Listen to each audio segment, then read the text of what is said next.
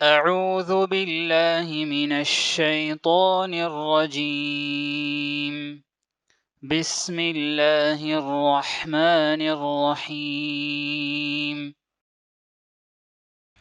السلام عليكم ورحمة الله وبركاته. بسم الله والحمد لله والصلاة والسلام على رسول الله وعلى آله وصحبه ومن والاه وبعد إن في ذلك لعبرة.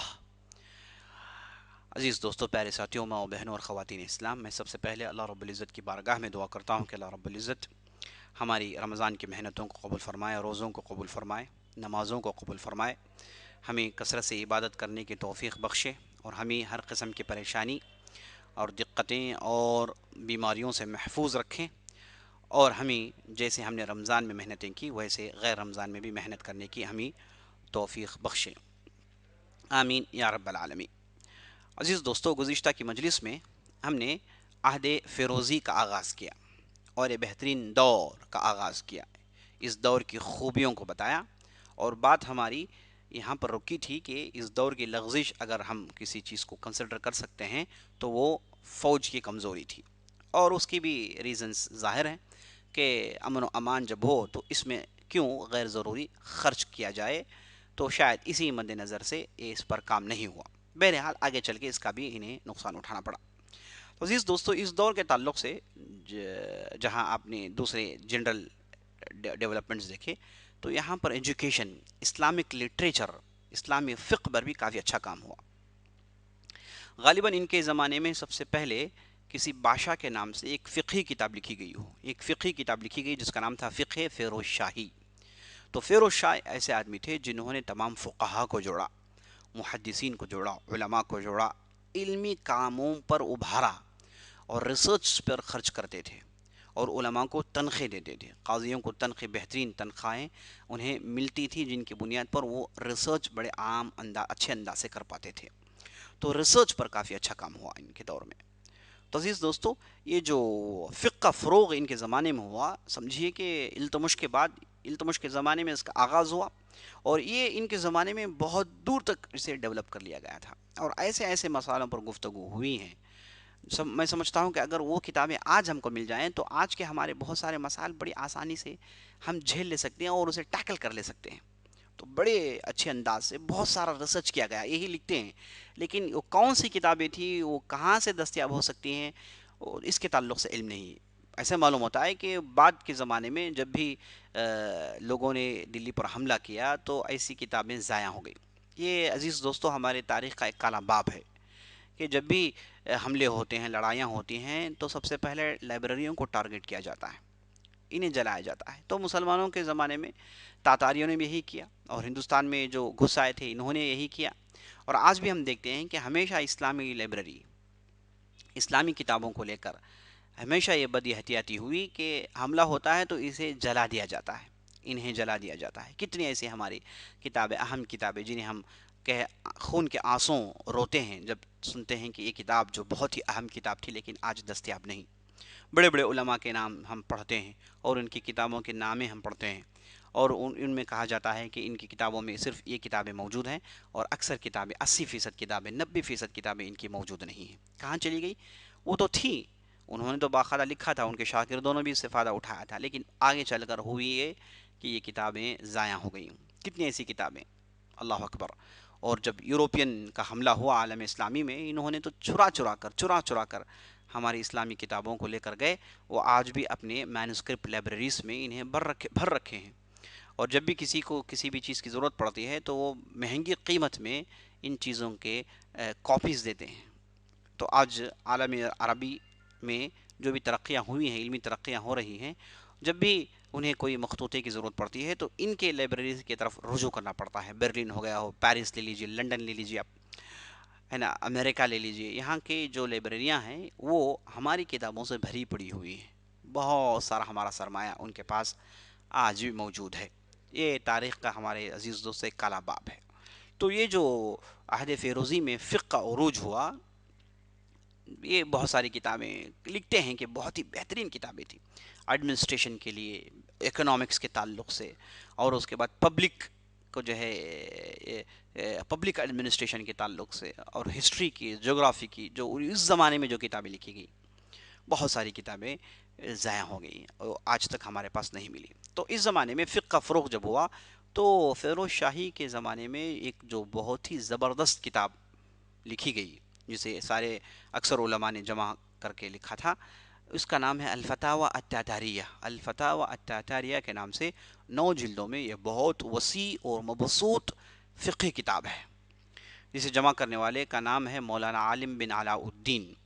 یہ بہت بڑے عالم تھے اپنے زمانے کے، جنہوں نے 9 جلدوں میں اس زمانے کے فتووں کو جمع کیا تھا، اور بہترین انداز سے علمی تحقیق کے ساتھ، بلند پائے تحقیق کے ساتھ یہ کتابیں جمع ہوئی. یہ جو الفتاوی التاتاریہ ہے یہ بہت زمانے تک موجود رہی. بعد میں دوسری کتابیں لکھی گئیں جن میں یہ کتابیں پوری کی پوری داخل ہو گئی، منظم ہو گئی. تو اس اعتبار سے کہہ سکتے ہیں کہ فتاوی تاتاریہ کے بہت ساری باتیں، بہت سارے فتوے آج بھی ہمارے پاس موجود ہیں. اور فتاوی عالمگیریہ جو اورنگزیب کے زمانے میں لکھی گئی تھی وہ ضرور بھی ضرور یہ فتووں سے، یہ فتاوے سے انہوں نے ضرور فائدہ اٹھایا ہوگا. تو ایک بہت اہم کام. اسی طریقے سے علمی کاموں میں سنسکرت کی کتابوں کا فارسی میں ترجمہ ہونا ایک بہت بڑا سلسلہ شروع ہوا. ایک مشہور کتاب جس کا نام جو ہے بارہ سنگتا ہے، اس کا جو ہے سنسکرت سے فارسی زبان میں احمد بن عبدالعزیز تھناسیری نے کیا تھا. اور مہا بھارت کا جو ہے ترجمہ ہوا، جو ہے رامائن کا بنگالی زبان میں ترجمے ہوئے. تو ایسے جو ہے ان کے زمانے میں ترجموں میں کافی اچھا کام ہوا تھا، جس کے ذریعے سے معلوم ہوتا ہے کہ یہ بہت ہی علم دوست تھے. وہ خود بھی بہت بڑے عالم تھے فیروز شاہ، دینی معلومات بہت زیادہ رکھتے تھے، اور فارسی معلومات، عربی معلومات، کلوکل زبانوں کی واقفیت، سنسکرت سے واقفیت، یہ بہت ساری چیزیں، بہت ساری خوبیاں تھیں ان کے اندر. بہت ہی منجھے ہوئے اور اپنی جو ہے سن رشد کو پہنچے ہوئے تھے جب وہ بادشاہ بنے. تو جب ان کی عمر 90 سال کی ہوئی تو وہ وفات پا جاتے ہیں. 90 سال کی جو ہے عمر کو پہنچنے کے بعد یہ وفات پاتے ہیں. تو عزیز دوستو، یہ ان کی جو ہے خوبیاں تھیں، اور ان کا دور تھا، پرامن دور تھا. ان کے زمانے کے مورخین میں چند مورخین کا نام میں لینا ضروری سمجھوں گا. ان میں سب سے پہلے ضیاء نقشبی، جو عہد فیروزی کو جو ہے انہوں نے بڑے قریب ہی سے دیکھا اور بہت ساری کتابیں لکھی. اور نمبر 2 درجے پر ضیاء الدین برنی، یہ کافی بہت ہی زبردست مورخ گزرے ہیں، بہت ہی خدا پرست آدمی تھے، اور فن ندیمی یعنی بادشاہوں کے ساتھ کیسے رہیں، اس فن کے بہت بڑے ماہر تھے. اور اس فن کی وجہ سے یہ محمد بن تغلق ہوں یا پھر فیروز شاہ ہوں، ان دونوں کے بہت ہی قریب ہو چکے تھے. فیروز شاہ گویا کہ ہر مجلس میں ان کا ہونا ضروری سمجھتا تھا اور ان سے بہت ہی اہم مشورے لیا کرتا تھا. تو یہ جو ضیاء الدین برنی تھے، جو ہندوستان ہی کے پیداوار ہیں، ہندوستان ہی میں پیدا ہوئے، ہندوستانی ہیں، تو یہ جو تھے یہ ان سے کافی فائدہ ہوا فیروز شاہ کو، اور ان پر حکم ہوا، یہ اس چیز پر معمور تھے کہ وہ تاریخ فیروز شاہی لکھیں. تو یہ ہیں جنہوں نے تاریخ فیروز شاہی لکھی. تو اس دور کو انہوں نے بڑے قریب سے دیکھا. اس دور کے بعد وہ وفات پاتے ہیں. تو فیروز شاہی دور اور اس کے بعد محمد بن تغلق کا دور، یہ دونوں دوروں کو انہوں نے بہت ہی قریب سے دیکھا تھا، اور پوری تفصیلات انہوں نے لکھی. اور اس کتاب کو اس انداز سے انہوں نے ڈھالا کہ اس سے پہلے طبقات ناصری جو لکھی گئی تھی، طبقات ناصری عزیز دوستو، یہ ناصر الدین محمود جو خاندان غلامان کے ایک چشم چراغ تھے، زبردست بادشاہ گزرے ہیں، ان کے زمانے میں جو کتاب لکھی گئی تھی ان کے دور کو اجاگر کرنے کے لیے، تو وہاں سے انہوں نے اسے دوبارہ شروع کیا، وہاں سے انہوں نے اسے دوبارہ ایجاد کیا، یعنی کنٹینیو کیا. تو اس اعتبار سے 2 کتابیں اگر کوئی مطالعہ کر لے تو اس زمانے کے جو ہے بہت ساری تفصیلات انہیں معلوم ہو جائے گی. تو اس انداز سے انہوں نے کام کیا تھا، اور بہت ہی منجھے کاتب تھے، اور بہت ہی ان کا اسلوب بڑا شگفتہ اسلوب تھا، بہترین انداز سے تاریخ لکھتے تھے. تو یہ تھے ضیاء الدین برنی. اور اسی طریقے سے عصامی بھی اس دور کو بہت ہی قریب سے دیکھے تھے، اور انہوں نے بہت ساری کتابیں لکھی. ان میں سے بعض کتابیں آج بھی موجود ہیں تاریخ اعتبار سے.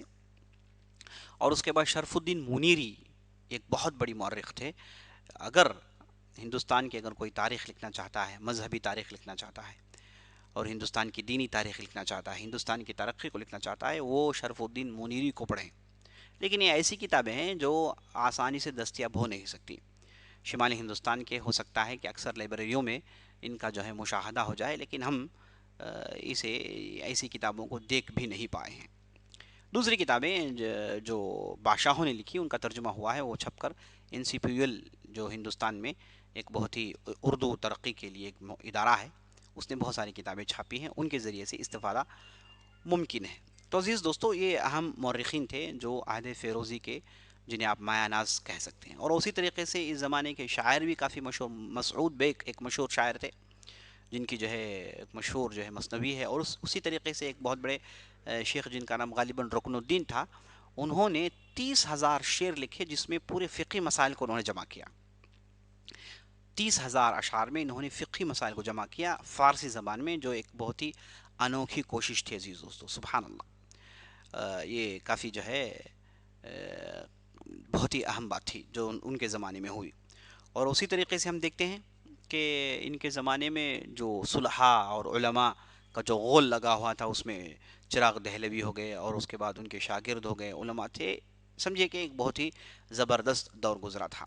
تو آخر زمانے میں کافی کمزور ہو گئے تھے. جب ان کی عمر 90 سال کی ہوئی تب ان کا فوت ہوا تھا.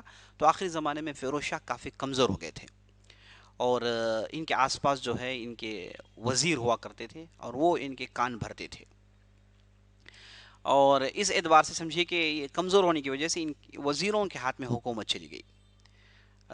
خضر خان اور دوسرے ان کے جو وزیر تھے ان کے ہاتھوں میں حکومت چلی گئی اور وہ حکومت کر رہے تھے. اس کا معنی یہ نہیں کہ بادشاہ بالکل کورے ہو گئے تھے، بالکل ان چیزوں سے دور ہو گئے تھے، ایسا نہیں تھا. ان کی نگرانی ہوتی تھی لیکن عمر کا تقاضا تھا، یہ بھرپور انداز سے کام نہیں کر پاتے. تو ان کے آخری زمانے میں ایک اہم دلچسپ واقعہ ہوا جو میں آپ کے سامنے پیش کرنا چاہتا ہوں. تو ان کے ایک لڑکے تھے، ان کے شہزادے، غالباً ان کا نام محمد شاہ تھا. تو لوگوں کو یقین ہو گیا کہ ان کے بعد وہی ان کے جانشین بننے والے ہیں. تو انہیں لے کر بعض وزیر فیروز شاہ بادشاہ کے کان بھرنے لگے کہ یہ آپ کی زندگی میں بغاوت کی تیاریاں کر رہے ہیں، آپ ہی کے زمانے میں آپ کو ہٹا کر آپ کی جگہ بیٹھنے کی پوری کوشش میں لگے ہوئے ہیں. تب یہ جیسی بات معلوم ہوئی تو فوراً بادشاہ نے یہ حکم جاری کیا کہ شہزادے کو ارسٹ کر لیا جائے، قید کر لیا جائے. تو جب لوگ انہیں ارسٹ کرنے کے لیے پہنچے تو شہزادے تعجب میں پڑ گئے کہ بھائی میں نے غلطی کچھ کیا ہی نہیں. تو فوراً بھانپ گئے کہ نہیں، یہ والد صاحب کی طرف سے نہیں ہے، بیچ میں جب غلط لوگ ہیں ان کی وجہ سے یہ حرکت ہوئی ہے. جیسے ہی انہوں نے یہ چیز کو پہچان لی تو انہوں نے ایک بڑا ہی انوکھا کام کیا. اپنے محل سے باہر نکلنے کے لیے، اپنے قلعے سے باہر نکلنے کے لیے، اب چاروں طرف سے گھر گئے تھے، اب بچنا ممکن نہیں تھا.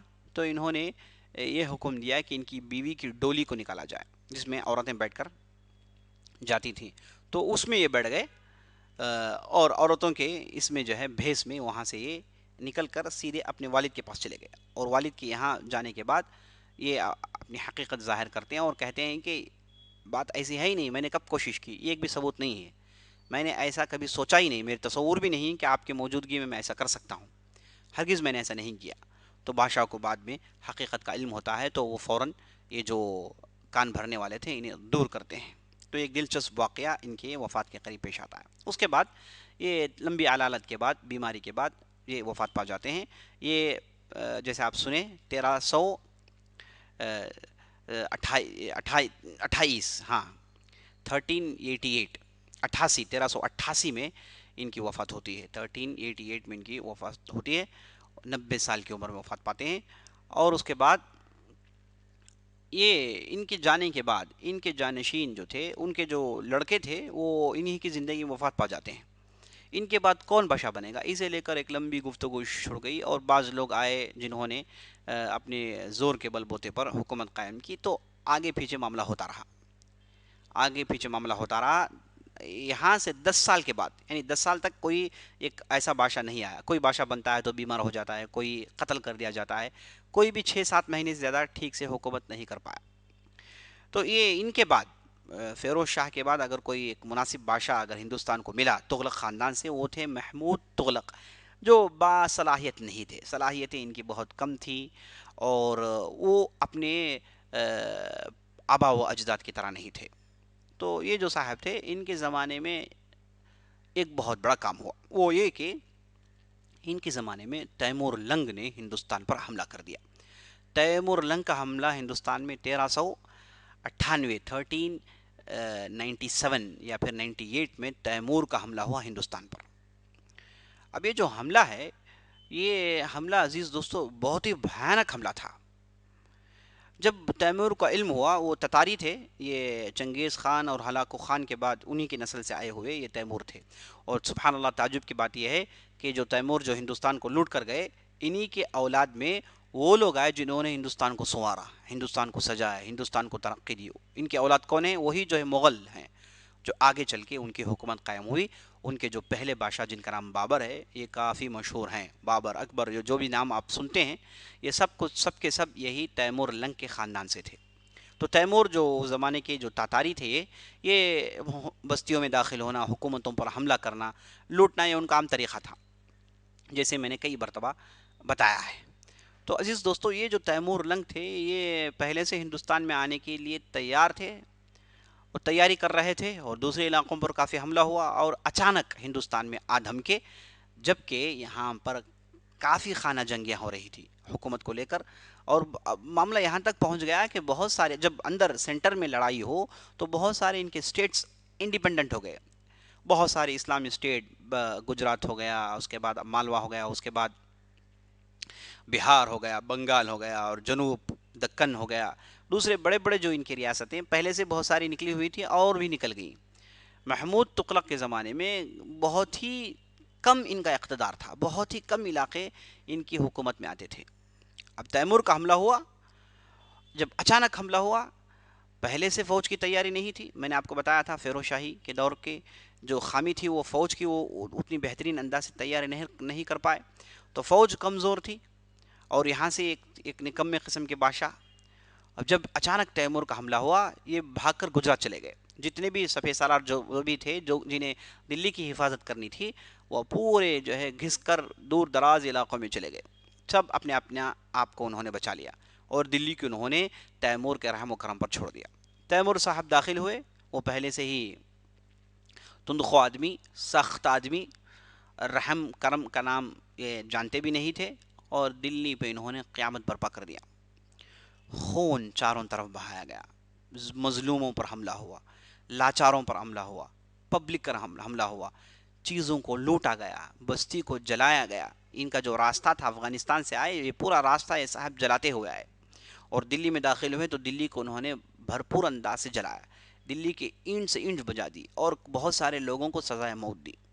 لیکن یہ صاحب مسلمان تھے، تیمور جو تھے یہ صاحب مسلمان تھے. میں نے آپ کو پہلے بتایا تھا چنگیز خان اور ہلاکو خان غالباً اور ان کے اولاد میں لوگ مسلمان ہو گئے تھے، تو اس وجہ سے یہ صاحب مسلمان تھے. اور بعض لوگوں نے غلطی سے یہ بھی لکھا ہے کہ تیمور ہندوستان میں شرک کی بیخ کنی کے لیے آئے، یعنی شرک کو ختم کرنے کے لیے ہندوستان میں تشریف لائے تھے.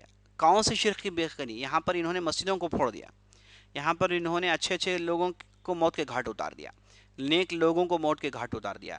یہاں پر بستی کو انہوں نے جلایا، تو نیک نیتی والا آدمی ایسے ہرگز نہیں کر سکتا ہے. تو اسی لیے اس زمانے کے مورخ کہتے ہیں کہ یہ ظلم کرنے کے لیے، لوٹنے کے لیے آئے تھے، اس کے علاوہ کوئی مقصد تھا ہی نہیں. اب یہ جو کہا جاتا ہے کہ انہوں نے شرک کو ختم کرنے کے لیے آئے، یہ بعض مورخین کی خوش فہمی آپ کہیے، حقیقت سے بہت دور ہے. نقصان ہی نقصان ہوا، دلی کو جلایا گیا، کئی مہینے تک جلاتے رہے، اور اس کے بعد لوٹتے رہے، شاہی خزانے کو لوٹا، اور دلی کو بالکل نکمہ چھوڑ دیا. لیکن اس کے باوجود یہ جو تیمور صاحب تھے، مسلمان ہونے کی وجہ سے بعض جگہ انہوں نے رحم کرم سے کام کیا، اور بعض علماء کی باتوں کو مان کر کئی لوگوں کو انہوں نے سزائیں نہیں دی، اور بعض علماء کی عزت کرتے تھے. اور اس زمانے میں جب یہ ہندوستان میں تھے تو اس وقت ایک مناظرہ کافی مشہور ہے، کسی بھی ایک مسئلے کو لے کر، کسی ایک مسئلے کو لے کر مناظرہ تیمور لنگ کے بارگاہ میں ہو گیا تھا. تو اس مجلس میں ایک مشہور فقیہ، علامہ، بہت بڑے عالم جن کا نام تھا برہان الدین مرغینانی، جنہوں نے الہدایہ، فقہ کی جو مشہور کتاب جو آج بھی پڑھی جاتی ہے، یہ الہدایہ جو مذہب حنفی میں لکھی گئی ہے، اس جو کتاب کے مؤلف تھے، ان کے پوتے تھے جو تیمور لنگ کے زمانے میں تیمور لنگ کے اس مناظرے کی مجلس میں بیٹھے ہوئے تھے. تو اس وقت ایک اس مسئلے میں انہوں نے غلطی کی، لیکن تیمور نے کہا کہ ہم آپ کو اس لیے معاف کرتے ہیں کہ آپ بہت بڑے عالم کے پوتے ہیں. یہ کہہ کے انہوں نے، اس سے معلوم ہوا کہ وہ علماء کی کافی عزت کیا کرتے تھے صاحب. علماء کی عزت، شریعت کی عزت موجود تھی، لیکن یہ حکومت قائم کرنا، لوٹنے کا نشہ اتنا تھا کہ یہ ان کے خیروں پر یہ شروں نے پردہ ڈال دیا، یہی ہم کہہ سکتے ہیں. تو تیمور لنگ کا حملہ ہندوستان کو کافی نقصان پہنچایا. تعجب کی بات ہے کہ اگر کوئی آدمی حکومت چلانا چاہتا ہے تو وہ بستی کو جلاتا نہیں ہے, رعایا کو نقصان نہیں پہنچاتا ہے. اس کی لڑائی وہاں کے جو بادشاہ ہے اس کے لشکر سے ہوتی ہے. لشکر کو پسپا کرنے کے بعد بستی میں داخل ہونے کے بعد امن قائم کرتے ہیں. لیکن یہ صاحب ان کی نیت شروع سے حکومت قائم کرنے کی نہیں تھی, صرف ہندوستان کو لوٹنا تھا, یہاں کے خزانوں کو لوٹنا تھا. تو آئے, کافی ہندوستان کو لوٹے اور بہت دور تک گئے, سب علاقوں کو لوٹا, اور اس کے بعد یہ واپس چلے گئے. لگ بھگ سال کے بعد واپس چلے گئے, اپنے علاقے واپس چلے گئے. ہندوستان کو جلایا, ہندوستان کو قبرستان بنانے کے بعد یہ واپس چلے گئے اپنے علاقے میں. اب جب یہ تیمور چلے گئے تو محمود تغلق جو گجرات میں تھے انہیں خبر پہنچتی ہے کہ تیمور چلا گیا, اسے جو کرنا تھا اس نے کر دیا, اب آپ کے لیے جگہ خالی ہے. تو محمود تغلق واپس پہنچے تو وہاں پر انہوں نے صرف ڈھانچہ دیکھا. اب ان کا جو ایوانہ تھا, ان کی جگہ تھی, اسے سمیٹ کر پھر ایک چھوٹی سی حکومت قائم کرتے ہیں. ان کی حکومت اتنی چھوٹی تھی کہ صرف یہ اپنے قلعے میں حکومت کر سکتے تھے, اور ان کا اقتدار دلی کے باؤنڈری سے باہر نہیں تھا. صرف دلی کی جو چھوٹی سٹی ہے اس پر ان کی حکومت تھی. کہاں محمد بن تغلق, کہاں غیاث الدین تغلق, کہاں فیروز شاہ تغلق, کہاں علاؤ الدین خلجی, جنہوں نے سارے ہندوستان میں اپنا جو ہے دور چلایا تھا. اب دیکھیے صرف دلی کے آس پاس کے علاقے میں اور دلی اور وہاں ان کے قلعے میں یہ محمود تغلق کی حکومت رہ گئی. اور پھر اندر پالیٹکس شروع ہو گئی. تو 1412 میں محمود تغلق قتل کر دیے جاتے ہیں, اور وہاں سے تغلق خاندان کا خاتمہ ہو جاتا ہے. تو یہ 1412, تو یہ خاندان کا آغاز ہوا عزیز دوستوں 1351 میں, ہے نا, نہیں 1351 نہیں, اس سے پہلے 1351 میں فیروز شاہ ہوئے, اس سے پہلے محمد بن تغلق, اور اس سے پہلے غیاث الدین تغلق. تو ایک مختصر دور کے بعد یہ تغلق خاندان ختم ہو جاتا ہے. ہاں 1321 میں, 1321 سے لے کر 1412, لگ بھگ 80 سال کی ان کی تغلق کی حکومت تھی, جس میں ہندوستان کو کافی فائدہ بھی ہوا اور تیمور کی وجہ سے ہندوستان کو کافی نقصان بھی ہوا عزیز دوستو. تو یہ فیروز شاہی کے زمانے میں جب ہم مذہبی بات کرتے ہیں, ایک نقطہ میں بھول گیا, تو یہ سنت کے پابند تھے. سبحان اللہ, فیروز شاہ جو تھے وہ کافی سنت کے پابند تھے, بدعاتوں کو نفرت کرتے تھے, بدعات کا قلع قمع کرتے تھے, بدعات کو ختم کرنا ان کی کوشش تھی. اور یہ جو سنت کے خلاف فرقے تھے ان کے لیے بڑی ننگی تلوار تھے. شیعہ جانتے تھے کہ شیعہ کہاں ہیں اور بدعتوں سے روکتے تھے. اسماعیلیہ موجود تھے ہندوستان میں قدیم زمانے سے, ان کے لیے بھی جو ہے کانٹا ثابت ہوئے. اور اسی طریقے سے ہم دیکھتے ہیں کہ ان کے زمانے میں بہت سارے پاگل قسم کے صوفیوں کو انہوں نے موت کے گھاٹ اتار دیا. خاص طور پر ایک صوفی صاحب تھے جن کا نام تھا احمد بہار. یہ جو صاحب تھے یہ صوفیت میں اتنے ڈوبے ہوئے تھے کہ مختلف قسم کی ریاضتیں کرتے تھے. اس میں ریاضت میں ایک ریاضت یعنی ایک عمل, ایک پریکٹس, ایک محنت یہ تھی کہ بھوک و پیاس کو جھیلیں. کئی کئی دنوں تک کھاتے نہیں تھے, پیتے نہیں تھے, بھوک کو جھیلتے تھے. تو یہ احمد بہاری جو صاحب تھے, انہوں نے بھوک کو جھیلنے کی وجہ سے ان کے ذہن میں خلل پیدا ہو گیا. تو یہ اچانک شروع میں انہوں نے اپنے آپ کو بہت بڑا ولی کہا, اور اس کے بعد ایک دن انہوں نے اپنے آپ کو خدا کہہ دیا, نعوذ باللہ.